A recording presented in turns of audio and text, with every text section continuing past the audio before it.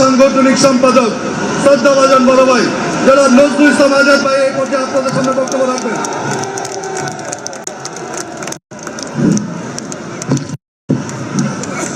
বিসমিল্লাহির রহমানির রহিম। আজকে নারায়ণগঞ্জের ২৫০০ আজকের এই জনসভায় উপস্থিত হয়েছেন বাংলাদেশের মানুষের হৃদয়ের নেতা ২৫০০বাসী, যে নেতার ডাকে বিগত আন্দোলন সংগ্রামে ভূমিকা রেখেছেন। ২৫০০-এ অনেকে শহীদও হয়েছেন, বাট আন্দোলন সংগ্রাম থেকে ১ মিনিটের জন্য পিছপা হননি। আমাদের সেই আদর্শিক নেতা, আমাদের অভিভাবক, বাংলাদেশ জাতীয়তাবাদী দলের চেয়ারম্যান, বাংলাদেশের মানুষের আকাঙ্ক্ষিত নেতা, জননেতা তারেক রহমান আজকে উপস্থিত আছেন। অন্যান্য নেতৃবৃন্দ, আসসালামু আলাইকুম। আমি আমার বক্তৃতা দীর্ঘায়িত করব না। আপনারা সবাই আমাদের নেতার বক্তৃতার জন্য সেই ৮টা থেকে অপেক্ষা করছেন। অনেক মহিলারা ছিলেন, রাত্র হয়েছে, অনেক মহিলারা হয়তোবা আস্তে আস্তে লেট হয়েছে, চলেও গিয়েছে। বাট আমার নেতার ভালোবাসার জন্য, আমার নেতাকে ২৫০০বাসী, নারায়ণগঞ্জবাসী যে মন থেকে ভালোবাসে, আপনারা কিন্তু এই শীতের মধ্যে আপনারা আছেন। আপনারা অনেক আকাঙ্ক্ষা ছিল আপনারা জননেতা তারেক রহমানকে সামনে থেকে দেখবেন। আপনারা আগে বলেছেন ২৫০০ একটি ইফতার পার্টি হয়েছিল, যেখানে আপনারা বলেছিলেন নেতাকে আপনারা সামনাসামনি কবে দেখবেন। আজকে আপনারা সবাই আমাদের নেতাকে, আমাদের অভিভাবককে সামনাসামনি দেখতে পেরেছেন। আজকে ওনার মুখ থেকে আপনারা ২-১টি কথা শুনতে পারবেন আমাদের নারায়ণগঞ্জের জন্য, ২৫০০বাসীর জন্য। আমি মনে করি এর থেকে বড় ভাগ্যের বিষয় আমাদের আর কিছু হতে পারে না, ঠিক কিনা ভাইরা? আজকে আপনারা আমাদের নেতাকে দেখেছেন, জননেতা তারেক রহমান এত রাতে এত পরিশ্রম করে এসেছেন সিলেট থেকে, তাও আপনাদেরকে সময় দিয়েছেন। আজকে যে সময় পেয়েছেন আপনারা সবাই খুশি আছেন? আপনারা নেতার এই যে আপনাদের সময় দিল, আপনারা খুব আনন্দিত? সংগ্রামী ভাইরা, আমি বলতে চাই আমার নেতা সামনে আছে, আমার অভিভাবক সামনে আছে। নারায়ণগঞ্জ বিএনপির ঘাঁটি, নারায়ণগঞ্জের মাটি তারেক রহমানের ঘাঁটি, নারায়ণগঞ্জের মাটি ধানের শীষের ঘাঁটি, নারায়ণগঞ্জের মাটি তারেক রহমানের ঘাঁটি। নারায়ণগঞ্জের 5টি সিট আমরা ইনশাল্লাহ বিপুল ভোটের ব্যবধানে জয়যুক্ত হয়ে জননেতা তারেক রহমানকে উপহার দেব ইনশাল্লাহ। এবং আপনারা আমাদের নেতা বাংলাদেশের প্রধানমন্ত্রী হয়ে আপনাদের আমাদের এদেশের মানুষের সকল প্রকার দুঃখ দুর্দশা দূর করবে এবং আগামী সুন্দর স্বপ্নের সুশৃঙ্খল পরিকল্পিত এবং একটি সোনার বাংলাদেশ গড়ে তুলবেন। সেই বাংলাদেশে কোনো দুষ্কৃতিকারীদের কোনো ঠাঁই হবে না। সংগ্রামী ভাইয়েরা, আমার নেতাকে আমি আবারও আশ্বস্ত করতে চাই, আমরা নারায়ণগঞ্জ ২ ২৫০০ সহ নারায়ণগঞ্জের 5টি সিটি আমরা বিপুল ভোটের ব্যবধানে উপহার দেব ইনশাল্লাহ। আমরা সেই কথা দিলাম আমার নেতাকে, আমাদের নেতাকে, আমাদের অভিভাবককে।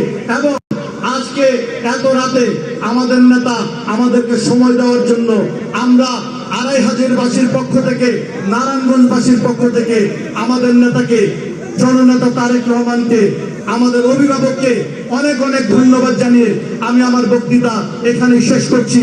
বাংলাদেশ জিন্দাবাদ, বাংলাদেশ জাতীয়তাবাদী দল জিন্দাবাদ, শহীদ জিয়া অমর হোক, দেশনেত্রী বেগম খালেদা জিয়া অমর হোক।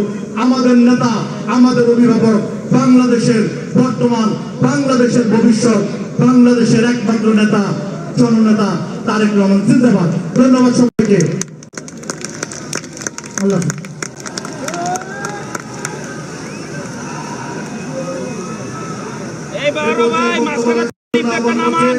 আজকের এই জনসভার সম্মানিত সভাপতি নারায়ণগঞ্জ জেলা বিএনপির আহ্বায়ক অধ্যাপক মাহমুদ ভাইকে।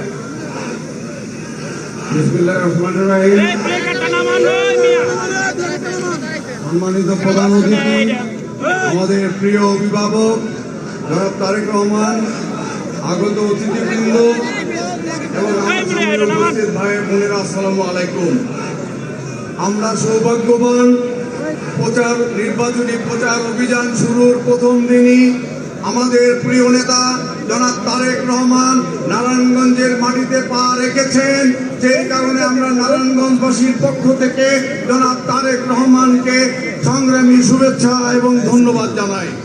সম্মানিত প্রিয় অভিভাবক, আপনি জানেন বাংলাদেশে যতবার সুষ্ঠু নির্বাচন হয়েছে ততবারই এই নারায়ণগঞ্জের পাঁচটি আসন বাংলাদেশ জাতীয়তাবাদী দলের প্রার্থী ধানের শীষের প্রতীকে বিজয় লাভ করেছে। সম্মানিত অভিভাবক, আমি আপনাদেরকে কথা দিতে চাই, সম্মানিত অভিভাবক, আগামীতে 12ই ফেব্রুয়ারি যে নির্বাচন হবে সেই নির্বাচনে ইনশাল্লাহ নারায়ণগঞ্জের মাটি ধানের শীষের ঘাঁটি, এটা প্রমাণ করে দিয়ে আপনাকে পাঁচটি আসন উপহার দিতে পারবো ইনশাল্লাহ। সম্মানিত অভিভাবক, আপনি জানেন গত সরকারের আমলে এই নারায়ণগঞ্জে গণপ্রজাতন্ত্র চালু করা হয়েছিল।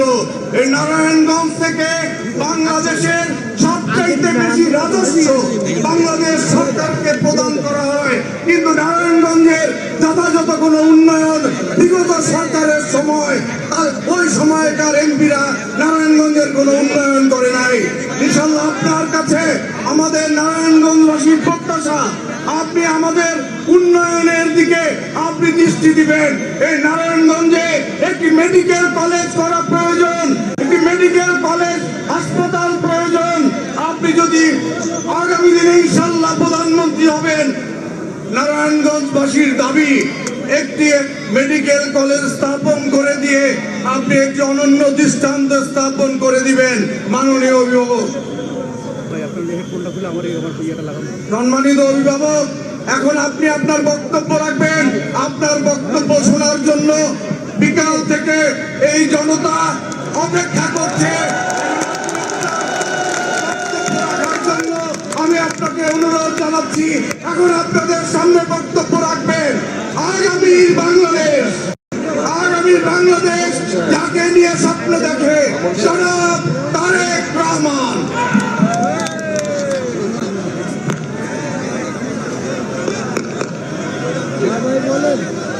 বিসমিল্লাহির রহমানির রহিম। আজকের এই নির্বাচনী জনসভা এই ভোর রাত্রে ফজর হতে আর একটু বাকি আছে।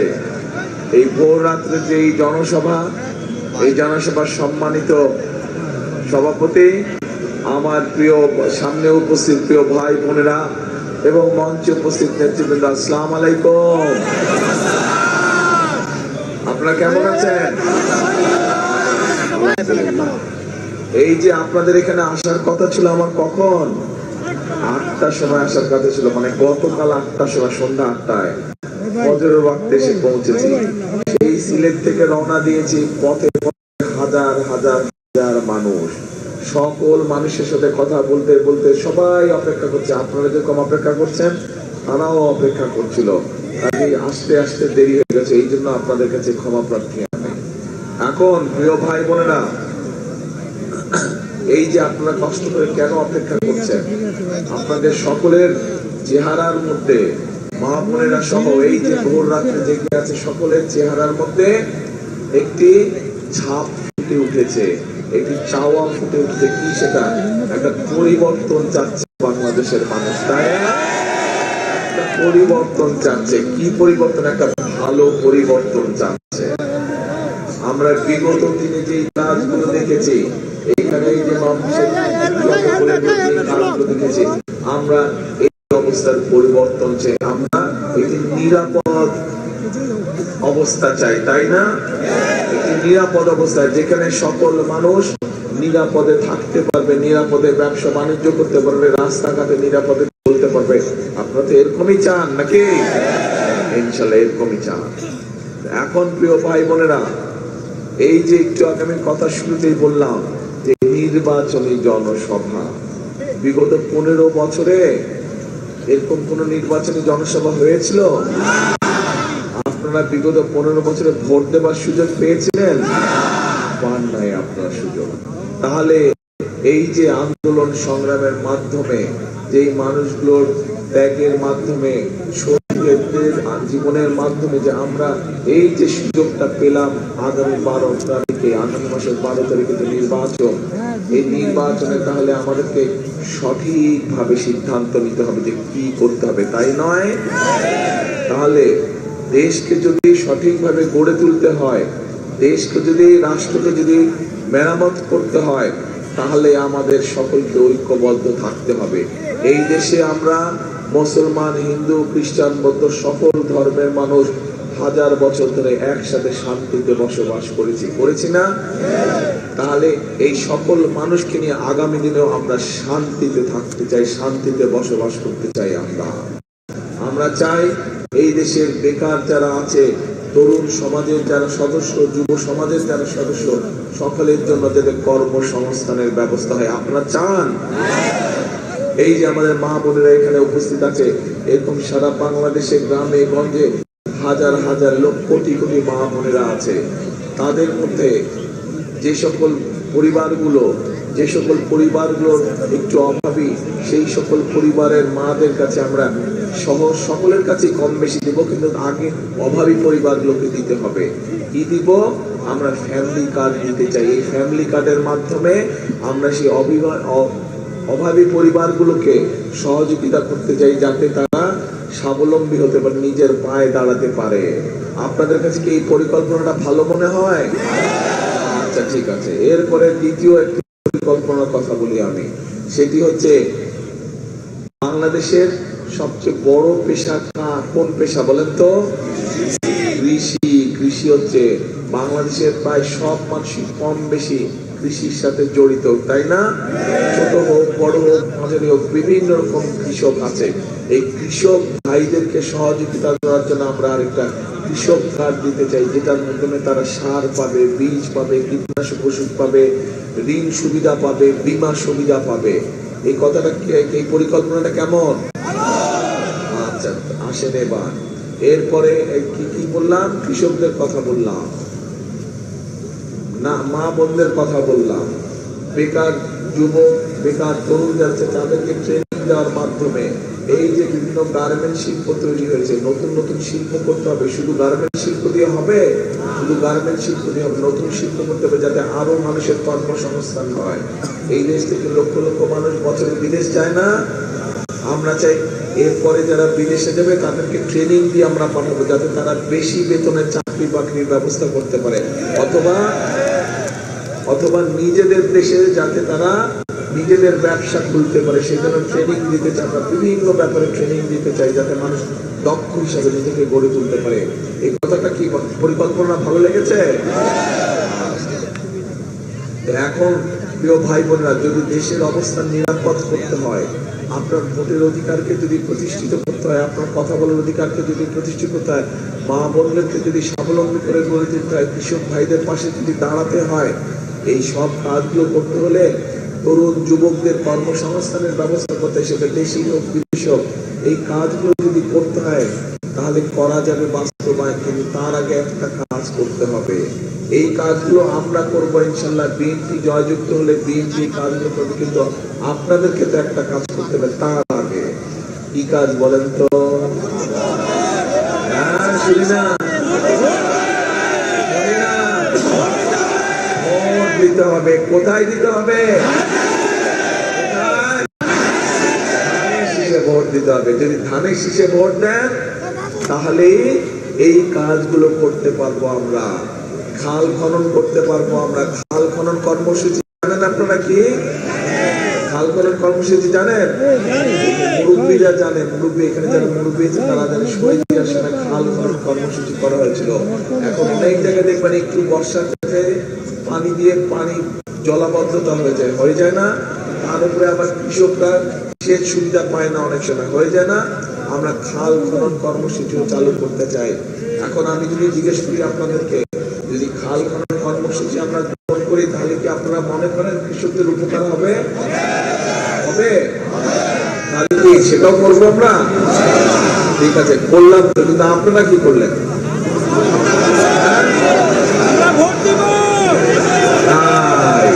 জনগণকে আজকে কি মা বোনেরা, আপনাদের কাজকে ভোট দিতে হবে। জনগণের মূল কাজ হচ্ছে সঠিক ব্যক্তিকে নির্বাচন করতে হবে।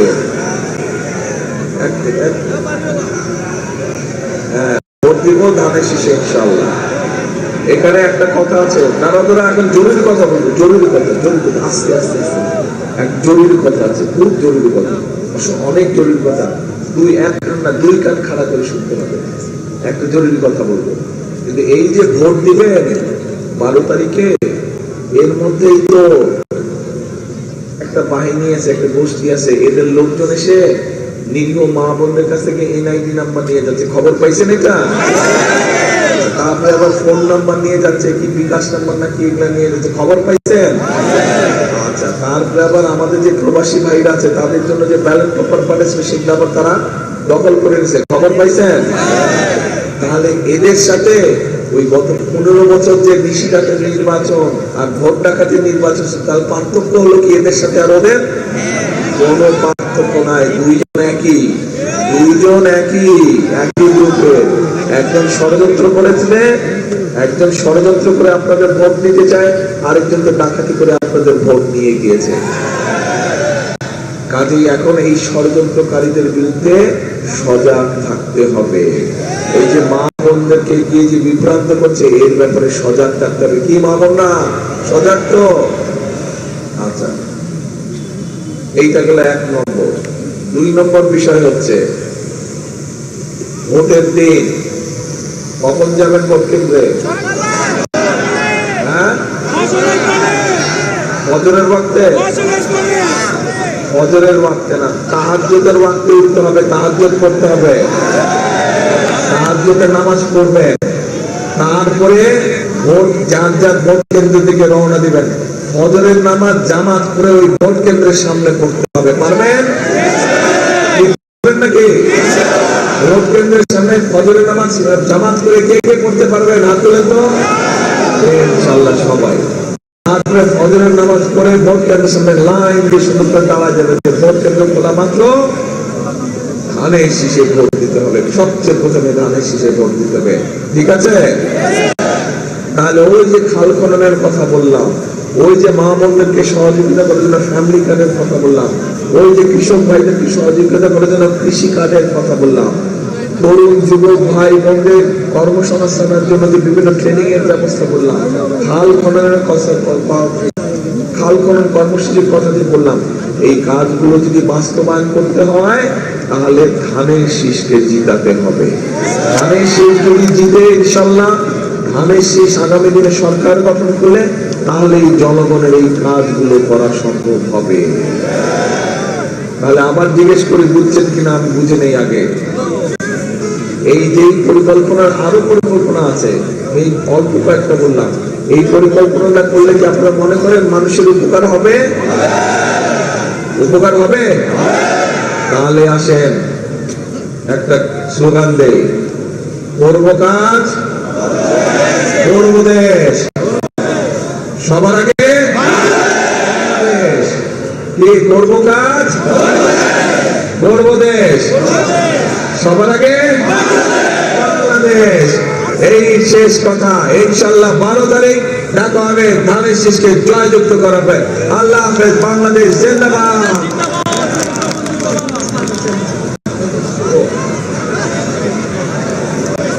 আচ্ছা, একটা কথা বলতে তো ভুলে গেছিলাম। আমাদের সাথে আমাদের এক ভাই আছে ধানের শীষের সাথে, খেজুর গাছ।